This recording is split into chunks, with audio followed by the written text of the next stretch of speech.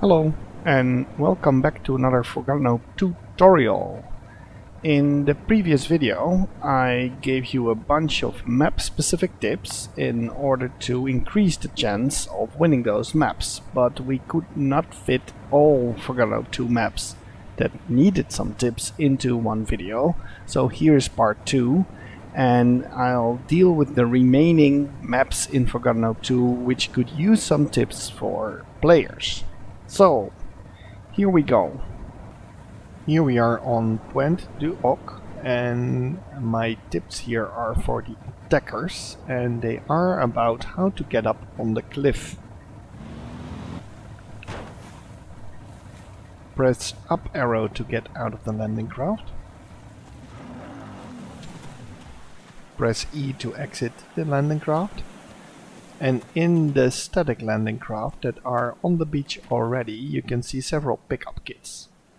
And the pickup kits which have a grappling hook, as these four over here, you can use to go up the cliff. Let's pick one of these pickup kits by pressing G. And now you can see that I have this grappling hook over here. Okay, go to the cliff.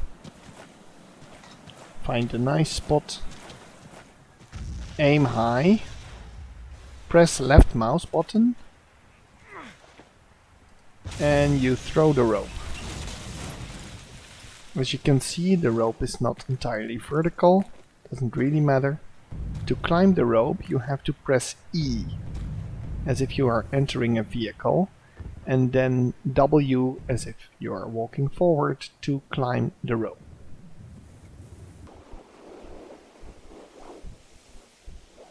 If a rope makes a sharp turn like here, you will be disconnected automatically. And beware if you are climbing and it's making this sharp turn while you're not on the cliff already, then you will drop down and most likely die. If you don't need the rope anymore, you can pick it up by pressing G,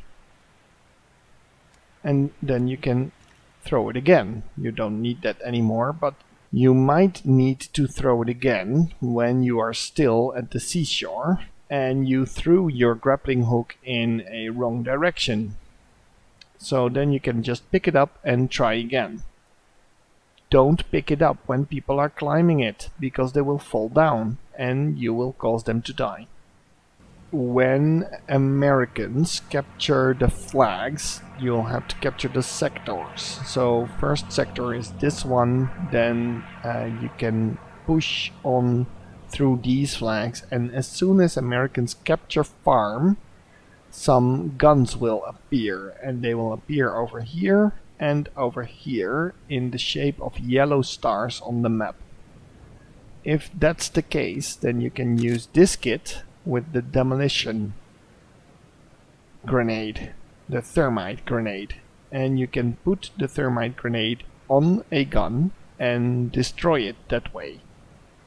Once all guns are destroyed, all four of them, then the Americans win, so they don't even need to capture Homestead, but they will need to have farm. So if you are destroying the guns as Americans, also defend farm, unless of course you captured Homestead, because then farm will be locked. The Americans need to have farm. If the Germans manage to recapture farm while the guns are being destroyed, then the Americans will not win the map. Then they will have to recapture farm in order to win. Here we are on Purple Heart Lane, and the tips I've got here are for the attackers. The attackers have to capture these three flags first before they can unlock the second sector. When they capture the second sector, they will unlock the third sector. But the first three flags are blue loops. It doesn't matter in which order you capture them as Americans. Once they are gray, the Germans cannot recapture them. A logical approach would be to capture this one first and then this one and then this one, but defense will become tougher along the way. A popular tactic to avoid this is to capture bridge number 4 first, so the Americans can go to causeway and bridge number 3 from 2 sides. Here we are on Sidi Bou Zid, and the tips I've got here are both for the attackers and the defenders, because not only is this push kind of special, the wind conditions are also kind of special. The Americans are defending 2 outposts. When one of them is captured, the Germans can go on to capture Sidi Bou Zid, the town. Only when they capture all 3 of these, then their bleed will stop. And when they capture all 3 of these, the town locks the outpost that they already have and makes the other one a blue loop. So if the Germans capture outpost and the town, Poste de l'Essouda will be a blue loop. Once they will capture the 3rd flag in this row, then Kern's Crossroads will open. When the Germans capture Kern's Crossroads, they will be resupplied with tickets. So their tickets will go up to 999, and that means that there is some kind of a new game starting. The Americans will lose tickets. A bunch of tickets will be subtracted, and it's in some kind of a ratio. When they've got about 800 tickets left, they will lose about 200 of them, and they will be bleeding and not the Germans. They will receive reinforcements in the base in the form of tanks, and also they can use their artillery and their planes to attack Kern's Crossroads. When the Americans recapture Kern's Crossroads, they can then move on to Sidi Bou Zid.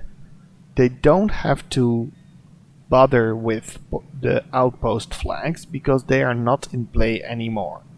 When the Americans recapture Kern's Crossroads after they lost it, and they then move on to Sidi Bou Zid and capture that flag, a fast bleed will go on the German side.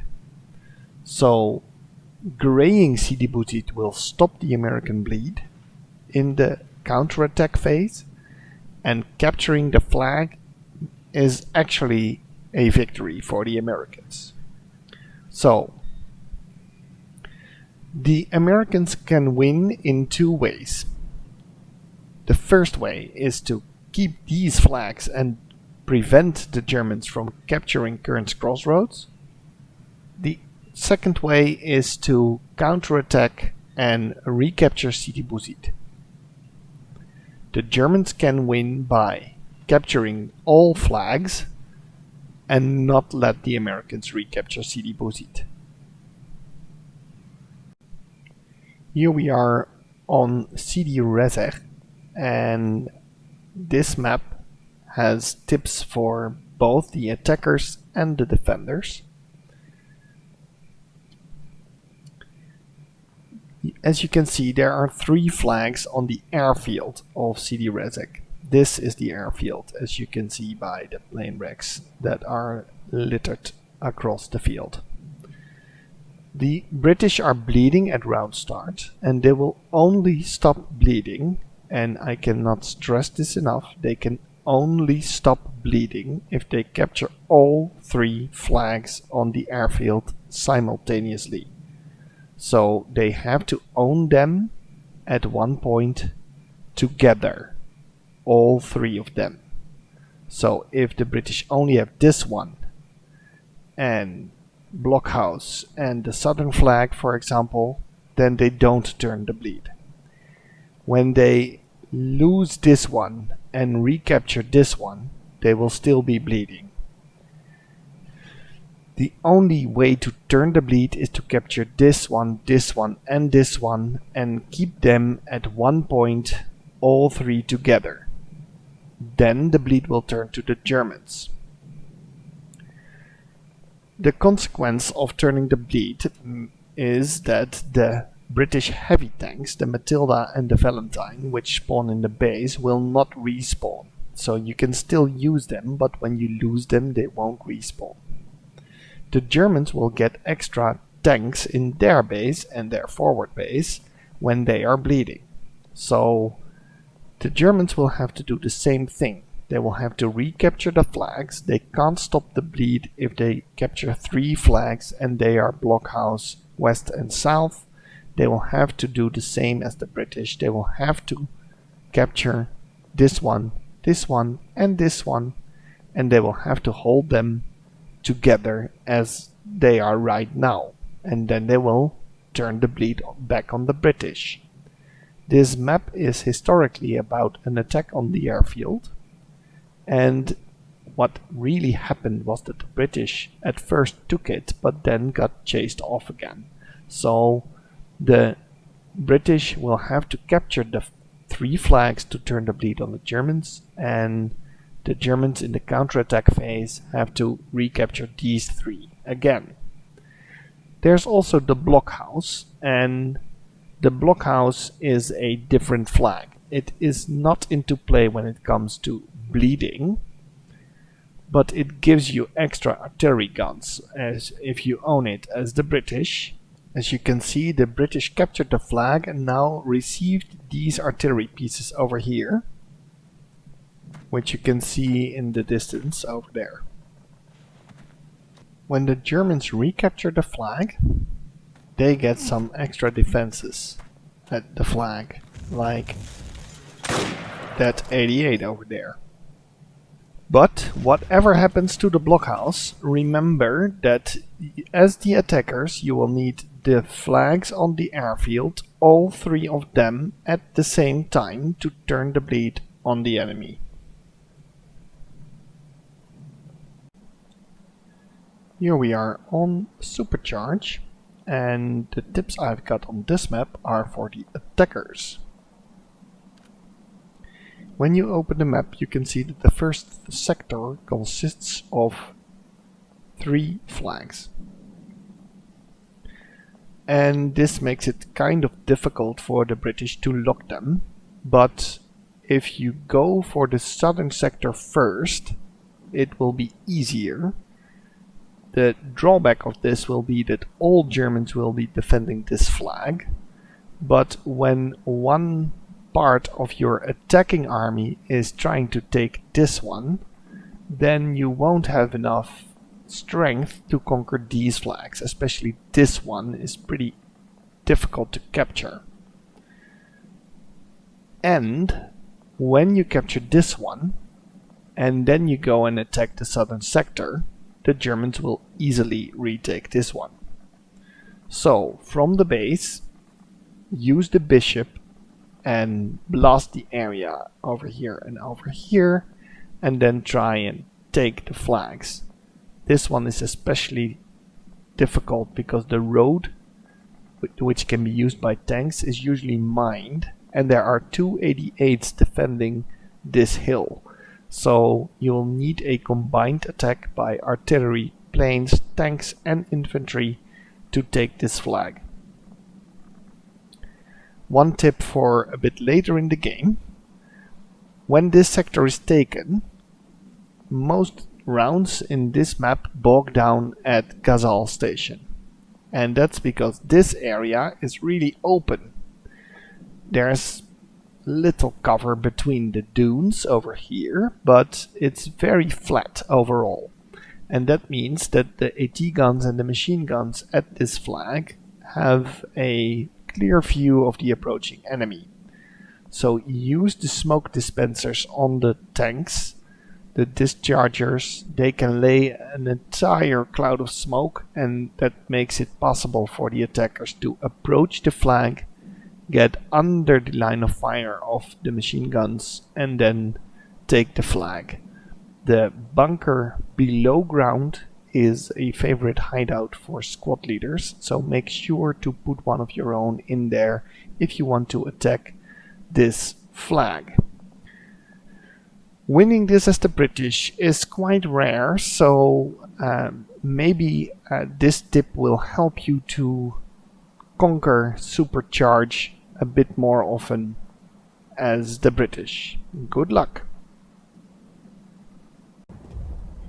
Here we are on Tali, and the tips I've got here are for the attackers and also a bit for the defenders.